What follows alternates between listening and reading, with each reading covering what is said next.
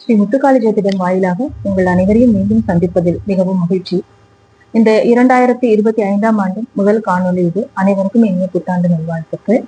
இப்போ நம்ம குரு வக்ர நிவர்த்தி எல்லாம் நடந்து முடிஞ்சிருக்கு. இப்போ இந்த மாசி மாதத்துல இந்த பிப்ரவரி 14ஆம் தேதியில 13ஆம் தேதியிலிருந்து மார்ச் மாதம் 14ஆம் தேதி வரை உண்டான இந்த மாசி மாதத்துக்கு ஒரு ராசிக்கும் உண்டான ராசி பலன் என்ன அப்படிங்கிறது தான் இப்ப நம்ம விரிவா பார்க்க போறோம். இந்த மாசி மாதத்துக்கு உண்டான முக்கிய நாட்கள் அப்படின்னு பார்த்தோம்னா அதாவது மௌனி அமாவாசை அப்படின்னு சொல்லிட்டு பிப்ரவரி மாதம் 27ஆம் தேதி வருது. அதாவது மாசி மாதம் 15ஆம் தேதி அன்னைக்கு என்னன்னா, நம்ம பொதுவா வாக்கினால் ஏற்படக்கூடிய தோஷங்கள் அதெல்லாம் நிவர்த்தி ஆகிறதுக்கு என்னெல்லாம் நம்மளுடைய பேச்சு மூலமா என்னெல்லாம் கர்மாவை நம்ம கேட்டு இருக்கோமோ அந்த பாவத்தை தொலைக்கிறதுக்கு அந்த மௌனி அமாவாசை அன்னைக்கு மௌன விரதம் இருக்கிறது ரொம்ப ரொம்ப விசேஷம். அடுத்ததாக மாசி மகம் மார்ச் மாதம் 12ஆம் தேதி வருது. இந்த தடவை மாசத்துல பின்னாடி போயிடுத்து, மாசி 28ஆம் தேதிக்கு போயிடுது. ஸோ அன்னைக்கு மாசி மகம். அடுத்தது ஹோலி பண்டிகையானது 13/3/2025 மார்ச் 13ஆம் தேதி வியாழக்கிழமை அன்னைக்கு பௌர்ணமி, அன்னைக்குதான் ஹோலி பண்டிகை. அதே போல காரடையான் நோன்பு, நம்ம சாவித்திரி விரதம்னு சொல்றோம் இல்லையா, அந்த காரடையான் நோன்பானது அந்த மாசி முடிந்து பங்குனி பிறக்கிற அந்த வேளையில அதை நம்ம அந்த விரதம் நோன்பு நோப்பது வழக்கம். அது 14/3/2025 மாலை 5லிருந்து 6 மணி அந்த நேரத்துக்குள்ள காரடையான் நோன்பு இருக்கிறவங்க விரதம் இருந்து சரடு கட்டிக்கிறது ரொம்ப விசேஷம். நம்ம அதற்குண்டான பதிவுகள் எல்லாம் பின்னாடி பார்க்கலாம். இப்போ இந்த மாசி மாதத்திற்கு ஒரு ராசிக்கும் உண்டான ராசி பலன்கள் என்ன, கிரகங்களுடைய நகர்வானது என்ன நல்லது, என்ன பண்ண போறது நமக்கு அப்படின்னு விரிவா பார்க்கலாம். குருபியோ நமஹா. இது சிம்ம ராசி சித்த லக்னக்காரர்களுக்கு இந்த மாசி மாதத்திற்கு உண்டான ராசி பலன்கள் இப்ப பார்க்க போறோம். உங்களுடைய லக்னத்திற்கு 2ஆம் இடத்துல கேது பகவான் இருக்கார், 7ஆம் இடத்துல சூரியன் புதன் சனி, 8ஆம் இடத்தில் ராகுவும் சுக்கிரனும், 10ஆம் இடத்தில் குரு, 11 செவ்வாய் வக்ரகதியில இருக்கார். செவ்வாய் வக்ர முடிவு இந்த பிப்ரவரி 24, சுக்கிரன் மார்ச் 1ஆம் தேதி வக்ரகதியில பிரயாணம் பண்ண ஆரம்பிப்பார், இப்ப நேர்கதியில இருக்கார். புதன் மீன ராசிக்கு 27ஆம் தேதி பிப்ரவரி 27 மீன ராசிக்கு பயிற்சி ஆகும்.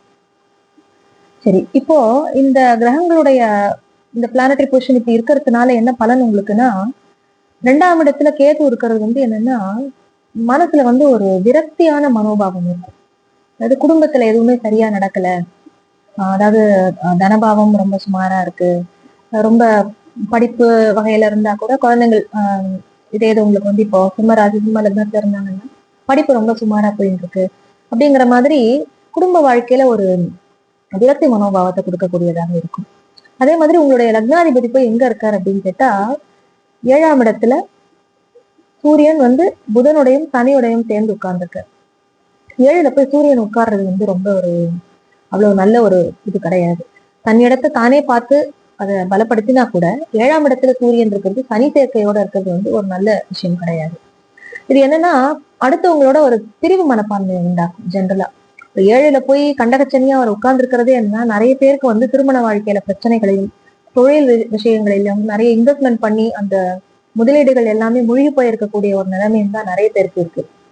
நிறைய பேர் தொழிலுக்காக கடன் வாங்கிட்டீங்க, இந்த கடனை திருப்பி கட்ட முடியாம வேற ஏதாவது ஒரு ப்ராப்பர்ட்டியை கொண்டு போய் நம்ம அதை பிளட்ஜ் பண்ணி வைக்கிறதோ இந்த மாதிரியான விஷயங்கள்னால ரொம்ப ஒரு மன வருத்தத்துக்கு ஆளாயிருக்கீங்க. இந்த விஷயங்கள் எல்லாமே கொஞ்சம் கொஞ்சமாக மாறும்.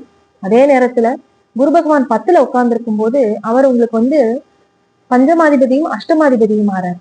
அப்போ சில விஷயங்கள்ல எதிர்பாராத லாபங்களையும் லக்கு பேஸ்டா உங்களுக்கு சில விஷயங்களை அவர் கொடுத்தா கூட நிறைய காலத்துல அது உங்களுக்கு சில தொந்தரவுகளையும் கொடுக்கும். இப்ப வாழ்க்கை ஏதோ ஓடிட்டு இருக்கு அப்படின்னா குரு பார்வையாலதான் அது போயிட்டு இருக்கு. இப்போ ஏன்னா குரு பகவான் 10ல உட்கார்ந்து தனஸ்தானத்தை பாக்குறார், உங்களுடைய 4ஆம் இடமான சுகஸ்தானத்தையும் உங்களுடைய ருணரோக சத்துருஸ்தானம்னு சொல்லக்கூடிய 6ஆம் இடத்தையும் பாக்குறாரு. அப்போ அஷ்டமாதிபதி இந்த இடங்கள் எல்லாம் பார்க்கும்போது திடீர்னு எதிர்பாராத தனவரவு இருக்கும். உங்களுக்கு ஓரளவு நீங்க குடும்பத்தை மேனேஜ் பண்ணி கொண்டு போகக்கூடியதாக இருந்துச்சு. இத்தனை நாளா போன வருஷம் இருந்ததை விட இப்ப கொஞ்சம் சமாளிச்சுன்னு தான் நீங்க போறீங்க. ஏன்னா உங்களுக்குமே சனி பகவான் 6ல இருந்தார், இப்ப 7ல வந்திருக்காரு. ஒரு 3 வருட காலம் உங்களுக்கு ரொம்ப போராட்டமான காலம் தான் அது. தனிப்பெயர்ச்சி அவர் 6ஆம் இடத்தை உட்காரும் போது ஓரளவு நீங்க நகர்த்தி கொண்டு போனா கூட 6ஆம் இடம் சனி பகவானுக்கு நல்ல இடமாக தான் சொல்லப்பட்டிருக்கு. ஆனா உங்களுக்கு அவர் யாருங்கிறது விஷயம் இருக்கு இல்லையா.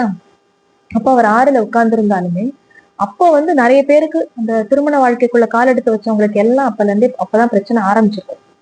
அந்த விஷயங்கள் எல்லாம் நிறைய பேர் இப்ப ஆல்மோஸ்ட் டிவோர்ஸ் ஆகி அடுத்த கல்யாணத்தை பத்தி யோசிக்க ஆரம்பிச்சிருப்பாங்க. ஸோ அந்த விஷயங்கள் எல்லாம் நல்லபடியாக தான் போகும். ஸோ கிட்டத்தட்ட ஒரு 3.5 வருடங்களாகவே 3 வருடம் ரொம்ப க்ளோஸா சொல்லலாம். அது வந்து ரொம்ப போராட்டமான காலகட்டம் தான். நடந்து முடிஞ்சதை பத்தி இப்ப நம்ம விலாவாரியா பேசி ஒன்றும் பண்ண போறது கிடையாது. ஃபியூச்சர் எப்படி இருக்குன்னு தான் நம்ம இனி பார்க்கணும். இப்ப சனி பகவான் வந்து 7ல் அவர் உட்கார்ந்துட்டு இருக்கும்போது நிறைய பேருடைய மனைவிக்கு, நிறைய பேருக்கு அவங்களுடைய தகப்பனா இருக்கு, அவங்களுக்கு எல்லாம் வந்து ஆரோக்கியத்துல ரொம்ப ஒரு தொந்தரவை கொடுத்து ஒரு பெரிய கண்டத்தை தான் கொடுத்துருக்குது. அது எல்லாமே இனி நிவர்த்தி ஆகும். ஒன்றும் கவலைப்பட வேண்டியது கிடையாது. ஏதாவது ஒரு முடிவுன்னு ஒண்ணு வரும் இல்லையா, முடிவுன்னு ஒண்ணு எதிர்பார்த்து காத்துட்டு இருப்பீங்கல்ல, அது நடக்கும். இந்த பிப்ரவரி கடைசி மார்ச் எண்டுக்குள்ள அந்த முடிவானது என்னன்னு சொல்லி நிச்சயிக்கப்பட்டு விடும். அடுத்தது 8ல ராகுவும் சுக்கிரனும் இருக்காங்களே, இது ஒரு நல்ல இடமா அப்படின்னு பார்த்தா, ராகு 8ல போய் உட்காந்துருக்கிறது நல்லது கிடையாது. ஏன்னா சில பேருக்கு வந்து அவங்களுடைய தசாபக்தி சரியில்லாதவங்களுக்கு வந்து ரொம்ப மேஜர் ஆக்சிடென்ட், உயிர் கண்டங்களை கொடுத்துருக்கும். ஏதாவது ஒரு விஷயத்துல போய் ஒரு பேராசைப்பட்டு போய் சிக்கி அதுல இருந்து எப்படிடா வெளியில வர போறோம் மாட்டின்னு முடிச்சிருப்பாங்க. ஸோ அந்த விஷயங்கள்ல எல்லாம் ரொம்ப ரொம்ப கவனமா இருக்கும். முக்கியமா பெண்களால பிரச்சனைகள் இருந்திருக்கும். அது வந்து குடும்பத்துல இருக்கக்கூடிய உங்களுடைய மனைவியாக இருக்கலாம், உங்களுடைய சகோதரியா இருக்கலாம், இல்ல அந்த மனைவி வழி உறவினர்களா இருக்கலாம். அந்த மாதிரி பெண் வகை சொந்தங்கள் மூலமா ரொம்ப பிரச்சனையா இருக்கும். இப்போ நிறைய பேருடைய திருமண வாழ்க்கை அப்படிங்கிறது வந்து எப்படின்னா, அது வந்து ஒரு பிரச்சனைன்னு இருக்கிறவங்க எல்லாருமே வந்து பிரிவினையை நோக்கி போயிட்டு இருக்கும். அதை நீங்க ரொம்ப கவனமா கையாள வேண்டியது ரொம்ப ரொம்ப முக்கியம். எந்த விஷயமா இருந்தாலும் தீர ஆலோசிச்சு முடிவு பண்ணுங்க. அதே போல தர்மத்துக்கு மீறினதா நம்மளுடைய எது நம்மளுடைய எத்திக்ஸோ அதுக்கு அப்பாற்பட்ட விஷயங்களை வந்து எப்பயுமே யோசிக்காம இருக்கணும். ஏன்னா சனி பகவான் வந்து யாரு அப்படின்னு கேட்டா, நம்ம வந்து நம்மளுடைய ஒரு அகம்பாவத்திலையும் அந்த மாதிரி விஷயத்துல சில முடிவு எடுத்தோம் அப்படின்னா பணிவை தான் அவர் வேண்டுவார் என்னைக்குமே. ஸோ சனி பகவானுக்கு வந்து ரொம்ப பணிஞ்சு போறவங்கள ரொம்ப பிடிக்கும். உடல் உழைப்பு அதிகம் கொடுக்குறவங்கள அவங்க எதுவும் பண்ண மாட்டார். அப்போ அதெல்லாம் தான் நம்ம இங்க செய்ய வேண்டியிருக்கும். என்னோட வேலை வந்து வேலை செஞ்சுட்டே இருக்கணும், எவ்வளவு முடியறதோ நான் ஒர்க் பண்றேன், அதுக்கு உண்டான ரிவார்ட்ஸ் அண்ட் ரெம்யூனரேஷன் என்னை தேடி வரும் அப்படின்னு ஒரு நம்பிக்கையோட நீங்க வேலை செய்யுங்க. அது நிச்சயமா உங்களுக்கு கிடைக்கும். உங்களுடைய 6ஆம் அதிபதி 7ல் இருக்கிறது அப்படிங்கிறதுக்கு இந்த இந்த வருஷமே ஆல்மோஸ்ட் முடிஞ்சிடுது. அடுத்த மார்ச்சுக்குள்ள மார்ச் 29ஆம் தேதியோட இந்த பயிற்சி சனி பயிற்சி இருக்கு அப்படின்னாலும் போகும்போது நிச்சயமா நீங்க எப்படி நடந்துட்டீங்களோ அதற்கு உண்டான ஒரு இதை அவர் கூலியை கொடுத்துட்டு தான் போவார். அதுல எந்த வித சந்தேகமுமே கிடையாது. 8ல இருக்கிற ராகு சுக்கிரன் வந்து ரொம்ப கவனமா நீங்க இருக்க வேண்டிய காலம். ஏன்னா உங்களுடைய 3-10க்கு உண்டானவர் வந்து சுக்கிர பகவான். அவர் ராகுவோட பிடியில போய் அங்க மாட்டின்னு இருக்காரு. எந்த அதாவது எந்த நிழல் கிரகமாகட்டும், அது ராகுவாகட்டும் இல்ல கேதுவா இருக்கட்டும், தான் இருக்கிற இடத்த அப்படியே ஃபுல்லா அது வந்து தானே எடுத்துன்றோம். சுவாகா அப்படின்னு சொல்ற மாதிரி தானே அதை எடுத்துன்றோம். அப்ப என்ன ஆகும் அப்படின்னா, ராகு வந்து என்ன செய்யும், சுக்கிரனோட சேர்ந்து இருக்கும் போது ரொம்ப ஒரு தேவையில்லாத ஒரு சிக்கல்ல கொண்டு போய் பெண் சம்பந்தமான விஷயத்துல உங்களை மாட்டி விட்டுரும். அதுல ரொம்ப ரொம்ப நீங்க கவனமா இருக்கணும். ஏன்னா 7லயும் சனி உட்கார்ந்துட்டு இருக்காரு. அப்ப இந்த விஷயங்கள்ல கேர்ஃபுல்லா இருக்கணும் நீங்க. ஓகே. அடுத்தது 10ல குரு இருக்கார். இப்போ வேலை செய்யற இடத்துல வந்து இது நாள் வரை அப்படி இப்படின்னு கொஞ்சம் சிக்கல் இருந்திருந்தா கூட அவர் குரு பயிற்சியாகி போகும்போது உங்களுக்கு வந்து நீங்க இருக்கிற இடத்துல வந்து உங்களுடைய, அதாவது 10ல குரு பதவியை பறிக்கும்னு சொன்னாங்க, அதுக்கு இது கிடையாது. பட் அதற்கு உண்டான பலனை நம்ம எப்படி எடுத்துக்கணும் அப்படின்னா, இருக்கிற பதவியை வாங்கிட்டு அதை விட இன்னும் நீங்க ரொம்ப ஒரு உழைப்பு போடக்கூடியதாகவும் உங்களை நல்லா பிழிஞ்சு எடுக்கக்கூடிய ஒரு ப்ரமோஷனை கொடுப்பாரு அப்படின்னு, ஒரு பதவியை மாற்றம் பண்ணி கொடுப்பாரு அப்படின்னு நீங்க எடுத்துக்கணும். அதனால உத்தியோக வகையில் அந்த மாதிரியான நற்பலன்களை நீங்க அவசியமா எதிர்பார்க்கலாம். ஏன்னா குரு வந்து உங்களுக்கு தனபாவத்தை பார்க்கும்போது வருமானம் வரத்துக்கு ஒரு வழியை ஏற்படுத்தி கொடுப்பாரு. அந்த வழி எப்படி வரும், நான் வேலை செய்யறது மூலமா வரும். அந்த வேலையை எப்படி கொடுப்பாரு, கொஞ்சம் கசக்கி புழிஞ்சிட்டு தான் கொடுப்பாரு. இப்ப நிறைய பேருக்கு வந்து தனம் நல்லா வருது, ஆனா குடும்பத்தோட டைம் ஸ்பெண்ட் பண்ண முடியல, என்னப்பா அது வேலை ஜாஸ்தியா இருக்கு, அந்த மாதிரியான ஒரு ஃபீல் வரும். இப்ப கர்மஸ்தானத்துல போய் உட்கார்ந்துருக்காரு அப்படின்னா, கர்மம்னா என்ன, காரியமாற்றுதல். இப்ப நம்ம நல்ல வேலையை கசக்கி வாங்கிட்டு அதுக்கப்புறம் அதுக்கு உண்டான பலனையும் அவர் கொடுப்பாரு. அதனால ஒண்ணும் கவலைப்பட வேண்டாம். 4ஆம் இடத்தையும் பார்க்கும்போது அதுவும் குரு வந்து தன்னுடைய நேர் 7ஆம் பார்வையால பாக்குறாரு உங்களுடைய 4ஆம் இடத்தை.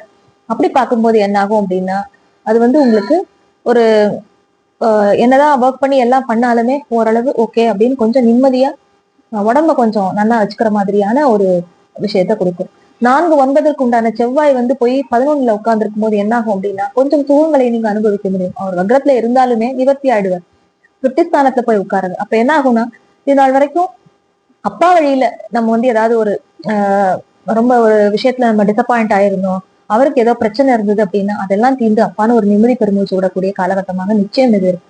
அவருக்கு ஏதாவது ஆரோக்கிய தொந்தரவுகள் இருந்தாலுமே அதற்கு உண்டான நிவர்த்தி கிடைத்து ஒரு நிம்மதி பெருமூச்சு விடக்கூடிய காலகட்டமாகவே இது இருக்கும். ஆனா 2ஆம் இடத்துல கேது இருக்கிறது மட்டும் ஒரு சின்ன டிஸ்டர்பன்ஸ் என்ன கொடுக்கும் அப்படின்னு கேட்டா, வீட்டுல இருக்கிற பொருள்கள் மேல அதுல கொஞ்சம் கவனமா இருக்கணும். ஏதாவது ஒரு எதிர்பாராத சின்ன சின்ன விபத்து காயங்கள் அந்த மாதிரியான விஷயங்களையும் குடும்பத்துல அந்த மாதிரி உறுப்பினர்களுக்கு ஏற்படக்கூடிய சம்பவங்களும் நடக்கிறதுக்கு வாய்ப்புகள் இருக்கு. அதனால அதன் மூலமா சின்ன சின்ன மனக்குறைகள் உங்களுக்கு இருக்கும். அதனால 2ஆம் இடத்துல கேது இருக்கிறதுங்கிறது அவ்வளோ ரொம்ப ஒரு விசேஷமான ஒரு இது கிடையாது. அதனால மற்றபடி சிம்மராசிக்காரர்களுக்கு உங்களோட போராட்டம் இன்னும் முடியல. அடுத்து சனி பகவானுடைய பயிற்சி அவர் 7ஆம் இடத்துல இருந்து அஷ்டம சனியாக 8ஆம் இடத்துக்கு மாறுவார். அப்போ ராகு அதே நேரத்துல அங்க இருந்து 7ஆம் இடத்துக்கு வருவார். அது ரொம்ப ஒரு ரொம்ப நல்லதா சொல்லிக்கக்கூடிய ஒரு பயிற்சி இல்லை. ஆனா குரு போய் 11ஆம் இடத்துல லாபஸ்தானத்துல உட்கார்றார். அதனால ஓரளவு மற்ற விஷயங்கள்ல அவருடைய பார்வை பலத்தின் மூலமாக ஓரளவு நல்ல விஷயங்களை நீங்க எடுத்துக்க முடியும் அப்படின்னு நம்பலாம். அடுத்தடுத்து சனி பயிற்சி, குரு பயிற்சி, ராகு கேதுக்களுடைய பயிற்சி வீடியோஸ்லாம் போட போறேன். இந்த காணொலி உங்களுக்கு பிடிச்சிருந்தது அப்படின்னா இதை லைக் பண்ணுங்க, உங்க ஃப்ரெண்ட்ஸ் அண்ட் ரிலேட்டிவ்ஸ்க்கு ஷேர் பண்ணுங்க, இந்த சேனலுக்கு சப்ஸ்கிரைப் பண்ணி வச்சுக்கோங்க. மறக்காம அந்த பெல் ஐக்கனை கிளிக் பண்ணிக்கோங்க. அப்பதான் அந்த நோட்டிபிகேஷன் அடுத்தடுத்த வீடியோஸ் போடும்போது உங்களுக்கு சேரும். அடுத்த காணொலியை மீண்டும் சந்திக்கலாம். நன்றி.